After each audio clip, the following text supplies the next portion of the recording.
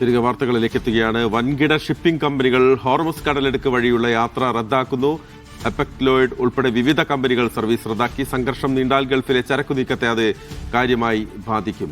VK Suhail തയ്യാറാക്കിയ report കാണാം.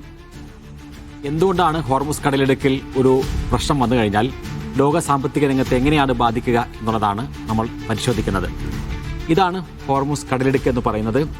അതിൻ്റെ ഒരു സ്വഭാവം തന്നെയാണ് ഇതിൻ്റെ പ്രാധാന്യമേറ്റുന്നതും. ഈ രാജ്യങ്ങളെ പരിശോധിക്കുക. ഇവിടെ ഇറാനുണ്ട്, സൗദി അറേബ്യ, UAE, ഒമാൻ.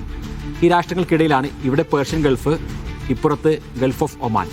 ഇതിൻ്റെ ഇടയിൽ വളരെ ഇടുങ്ങിയ ഒരു കപ്പൽ പാതയാണ് ഈ ഹോർമുസ് കടലെടുക്ക് എന്ന് പറയുന്നത്. ഇതിൻ്റെ പ്രാധാന്യം ഈ മേഖലയിൽ നിന്ന് ഏറ്റവും കൂടുതൽ ചരക്ക് നീക്കം അങ്ങോട്ട് നടക്കുന്നു എന്നുള്ളത് തന്നെയാണ്.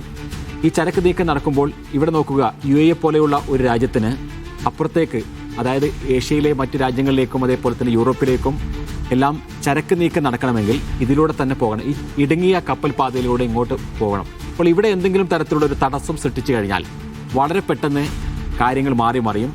ഈ ഗതാഗതം തന്നെ ആകെ തടസ്സപ്പെടും. ഇപ്പോൾ നടക്കുന്നത്, ഇറാൻ യുദ്ധം നടക്കുന്നതോടുകൂടി ഈ കപ്പൽ പാത അടക്കും എന്ന് പലതവണ ഇറാൻ ഭീഷണി മുഴക്കിയിരുന്നു. പൂർണ്ണമായും ഇപ്പോൾ ഇറാൻ അടച്ചിട്ടില്ല. 3 കാര്യങ്ങളാണ് ഇറാന് ചെയ്യാനുള്ളത്. ഒന്ന്, ഇസ്രായേലിന് നേരെ തിരിച്ചടിക്കുക. മറ്റൊന്ന്, ഗൾഫ് രാഷ്ട്രങ്ങളിലുള്ള US ബേസിനെ അടിക്കുക. മൂന്നാമത്തെ, അവസാനത്തെ ഒരു ആയുധമാണ് ഈ ഹോർമുസ് കടലെടുക്ക് പൂർണ്ണമായും അടക്കുക എന്നുള്ളത്. അതിപ്പോൾ പൂർണ്ണമായും ഇറാൻ ചെയ്തിട്ടില്ല. കാരണം ഇറാൻ ചെയ്യുകയാണെങ്കിൽ അത് ആത്മഹത്യാപരമാണ്. കാരണം ഇറാൻ്റെ ചരക്ക് നീക്കവും ഈ വഴി തന്നെയാണ് നടക്കുന്നത്. അതിൻ്റെ ഒരു പ്രാധാന്യം നോക്കുകയാണെങ്കിൽ 25% ക്രൂഡ് ഓയിലിൻ്റെയും നീക്കം നടക്കുന്നത് ഈ ഏരിയയിലാണ്.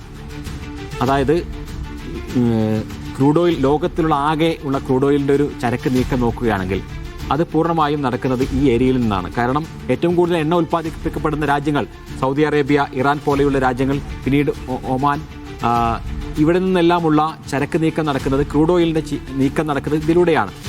അതിൻ്റെ എന്തുകൊണ്ട് ഈ ഹോർമുസ് കടലെടുക്ക് എന്ന് ചോദിച്ചു കഴിഞ്ഞാൽ അവിടെ ഈ ഒരു നീളം അതേപോലെ തന്നെ വീതി പ്രധാനമാണ്. 39 കിലോമീറ്റർ നീളവും അതേപോലെ തന്നെ 33 കിലോമീറ്റർ വീതിയും മാത്രമുള്ള ഈ കടലെടുക്ക് അവിടെ അതിലൂടെ ആർക്കും വേണമെങ്കിൽ അവിടെ ഈ മേഖലയുടെ സ്വാധീനമുള്ള, പ്രത്യേകിച്ചും ഇറാന് ഇവിടേക്ക് ഇറങ്ങിക്കളിച്ചാൽ ഇറാനാണ് ഈ മേഖലയിൽ നിന്ന് നേരിട്ട് നിയന്ത്രിക്കാൻ സാധിക്കുന്ന ഒരിടം. അതുകൊണ്ട് അതങ്ങ് അടച്ചു കഴിഞ്ഞാൽ ആ ചരക്ക് നീക്കം പൂർണ്ണമായും ഇല്ലാതെയാകും. അതുകൊണ്ടാണ് ഹോർമുസ് കടലെടുക്ക് എപ്പോഴും ഇറാൻ്റെ ഒരു തുരുപ്പ് ചീട്ടായി അവിടെ നിൽക്കുന്നത്. ചൈനയെ സംബന്ധിച്ചിടത്തോളം ഇത് നിർണായകമാണ്. എന്തുകൊണ്ട് വളരെ പെട്ടെന്ന് ഇത് ഇറാൻ അടക്കുന്നില്ല എന്ന ചോദ്യത്തിനുള്ള ഉത്തരം ചൈനയ്ക്ക് കൂടി അത് തിരിച്ചടിയാണ് എന്നുള്ളതാണ്. നേരത്തെ തന്നെ നമുക്ക് ചൈനയുടെ ഒരു പശ്ചാത്തലം എടുത്ത് പരിശോധിച്ചാൽ അവർക്ക് വലിയ വ്യാപാര മേഖലകളുണ്ട്, സാമ്പത്തികമായി വളരെ നേട്ടമുണ്ട്. പക്ഷെ അതൊക്കെ ഉണ്ട് എങ്കിലും അവർക്ക് ഈ എണ്ണ ഉൽപ്പാദനത്തിൽ വലിയ റോളില്ല. എണ്ണ ഏറ്റവും കൂടുതൽ ഉപഭോഗം നടത്തിക്കൊണ്ടിരിക്കുന്ന ഒരു രാജ്യമാണ് ചൈന. പ്രധാനമായും വെനസ്വേലയിൽ നിന്നും രണ്ടാമത് ഇറാനിൽ നിന്നുമാണ് അവിടേക്ക് എണ്ണ എത്തിയിരുന്നത്. അപ്പോൾ ചൈനയുടെ ആദ്യത്തെ പ്രധാന മേഖലയായ വെനസ്വേല അത് ഇപ്പോൾ നിക്കോളസ് മദുറോയെ തട്ടിക്കൊണ്ടുപോയി അമേരിക്ക അടച്ചു കഴിഞ്ഞു. അവിടെയുള്ള എണ്ണ US കമ്പനികൾക്ക് കൈമാറാൻ പോവുകയാണ്. അപ്പോൾ ചൈനയ്ക്ക് വെനസ്വേലയിൽ നിന്നുള്ള എണ്ണ ഇല്ലാതെയാവുന്നു. രണ്ടാമത്തെ ഒരു മേഖലയാണ് ഇറാൻ. ഇറാനിൽ നിന്ന് എണ്ണ അവിടേക്ക് എത്തണമെങ്കിൽ ഹോർമുസ് കടലെടുക്ക് വഴി തന്നെ എത്തണം. അപ്പോൾ ഹോർമുസ് കടലെടുക്ക് കൂടി അടച്ചു കഴിഞ്ഞാൽ ചൈനയ്ക്ക് ആ വെനസ്വേലയിൽ നിന്നുള്ള എണ്ണ ഒഴിവാകുന്നു, അതേപോലെ തന്നെ ഇറാനിൽ നിന്നുള്ള എണ്ണയും ഒഴിവാകുന്നു. അതോടുകൂടി ചൈന വലിയ പ്രതിസന്ധിയിലേക്ക് നീങ്ങുന്നു. അവരുടെ ഫാക്ടറികൾ, അവരുടെ വ്യവസായശാലകൾ, അവരുടെ ഉൽപ്പാദനത്തിന് വേണ്ടിയുള്ള ഇന്ധനം അതെല്ലാം നിലച്ചുപോകും. അപ്പോൾ അതുകൊണ്ടുകൂടിയാണ് ഇറാൻ ചൈനയ്ക്ക് പ്രധാനമാകുന്നത്, ഹോർമുസ് കടലെടുക്കും ചൈനയ്ക്ക് പ്രധാനമാകുന്നത്. മറ്റു രാജ്യങ്ങൾ ഇന്ത്യയും ജപ്പാനും കൊറിയൻ രാജ്യങ്ങളുമാണ് ഈ മേഖലയിൽ നിന്നും കൂടുതലായും എണ്ണ അങ്ങോട്ട് എത്തേണ്ടത്.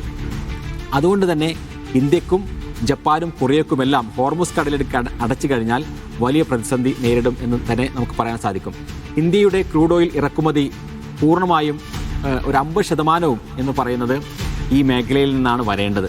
പല ഇടങ്ങളിൽ നിന്നും ഇന്ത്യ എണ്ണ വാങ്ങാറുണ്ട്. പക്ഷേ സൗദി അറേബ്യ, അതേപോലെ തന്നെ UAE, ഇറാൻ പോലെയുള്ള ഈ മേഖലയിൽ നിന്നാണ് കൂടുതലായും 50% ഇന്ത്യയിലേക്ക് ക്രൂഡ് ഓയിൽ ഇറക്കുമതി ചെയ്യുന്നത്. അപ്പോൾ ആ മേഖല അടച്ചു കഴിഞ്ഞാൽ ഇന്ത്യക്കും വലിയ പ്രതിസന്ധിയാകും എന്നുള്ള കാര്യത്തിൽ ഒരു തർക്കവുമില്ല. അതുകൊണ്ടാണ് ഈ യുദ്ധം നടക്കുന്നത് അവിടെ ഇറാനിലോ അല്ലെങ്കിൽ ഗൾഫ് രാഷ്ട്രങ്ങളിലോ ആണ് എങ്കിലും അതിൻ്റെ കെടുതി അനുഭവിക്കാൻ പോകുന്നത് ഇന്ത്യ കൂടിയാണ് എന്ന് നമുക്ക് മനസ്സിലാക്കാൻ സാധിക്കും. നേരത്തെ തന്നെ നമ്മൾ കണ്ടതാണ്. ഇപ്പോൾ സ്വർണ്ണവിലയുടെ കാര്യം നോക്കുകയാണെങ്കിൽ ഈ 2 ദിവസത്തിനുള്ളിൽ ഇന്നലെയും ഇന്നുമായി 13,000-ന്റെയും അതിന് മുകളിലാണ് സ്വർണ്ണവില പവൻ ഒറ്റയടിക്ക് ഉയർന്നത്. അതേപോലെ തന്നെ ഇനി ക്രൂഡ് ഓയിലിന്റെയും വില ഉയരുമോ എന്നുള്ളതാണ് നമ്മൾ പരിശോധിക്കുന്ന ഏറ്റവും പ്രധാനപ്പെട്ട കാര്യം. പെട്രോൾ, ഡീസൽ, പാചകവാതകം, പ്രത്യേകിച്ചും പാചകവാതകത്തിന്റെ 50% വരുന്നത് ഈ മേഖലയിൽ നിന്നാണ്. അത് മുഴുവൻ വില ഉയരുന്ന ഒരു സാഹചര്യം ഉണ്ടാകും. അപ്പോൾ ഇതിന്റെ ഏറ്റവും വലിയ ഒരു പ്രശ്നം അനുഭവിക്കുന്ന രാജ്യം ഒന്ന് UAE തന്നെയാണ്. സൗദിക്കാണെങ്കിൽ മറ്റു ബദൽ പാതകളൊക്കെ ഉണ്ട് ഈ മേഖലയിൽ നിന്ന് പുറത്തേക്ക് കടക്കും, കുറച്ച് ചെലവ് കൂടുമെങ്കിലും. പക്ഷേ UAEയുടെ ഒരു മാപ്പ് നോക്കുകയാണെങ്കിൽ മറ്റു പാതകൾ UAEക്കില്ല. അതുകൊണ്ട് തന്നെ ഈ മേഖലയിൽ ഉണ്ടാകുന്ന ഏതൊരു തടസ്സവും ഇപ്പോൾ മിക്ക കമ്പനികളും, കപ്പൽ കമ്പനികളും ഇതുവഴിയുള്ള ഗതാഗതം പൂർണ്ണമായും നിർത്തിവെക്കുന്നു എന്ന തീരുമാനം എടുത്തു എന്നുള്ളതാണ് ഏറ്റവും പുതിയതായി വന്ന വാർത്ത. അതേപോലെ തന്നെ ഇനി ഇറാൻ നേരിട്ട് ഇടപെട്ടുകൊണ്ട് ഈ കപ്പൽ പാത അങ്ങ് അടച്ചു കഴിഞ്ഞാൽ ക്രൂഡ് ഓയിലിന്റെ മാത്രമല്ല പല സാധനങ്ങളുടെയും വില ഉയരും. അത് നമ്മുടെയൊക്കെ കീശ കീറുന്ന കാര്യമായി മാറും. ഈ യുദ്ധം നീണ്ടുപോവുകയാണെങ്കിൽ നമ്മുടെ എല്ലാവരുടെയും സാമ്പത്തിക രംഗത്ത് വലിയ പ്രതിസന്ധി ഉണ്ടാകും.